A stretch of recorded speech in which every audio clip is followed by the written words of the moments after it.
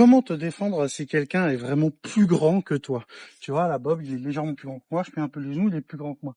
Donc, je vais pas essayer d'aller frapper dans tout le buste. Comme je le dis dans mes vidéos, c'est souvent très compliqué de blesser quelqu'un pour pouvoir s'enfuir. Bien sûr, tout ce que je te dis, tu le fais en calisthenics défense.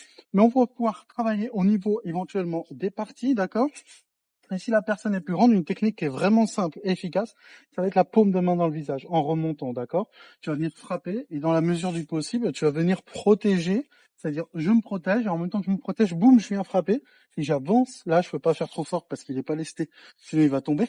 Mais tu te doutes bien que j'avance vraiment très fort parce que je vais jouer sur les cervicales, et je vais frapper avec la paume de main au niveau du visage. C'est très simple à faire, tout le monde peut le faire. La paume, c'est quasiment incassable et c'est très efficace. Le but n'est pas vraiment de le blesser, de se dire je vais lui faire du mal. Le but, c'est simplement de créer une douleur suffisante, une gêne, une blessure qui va permettre de t'enfuir parce qu'on n'est pas là pour blesser les autres, mais pour s'enfuir et se mettre en sécurité. Si tu peux négocier ou fuir, tu le fais en amont.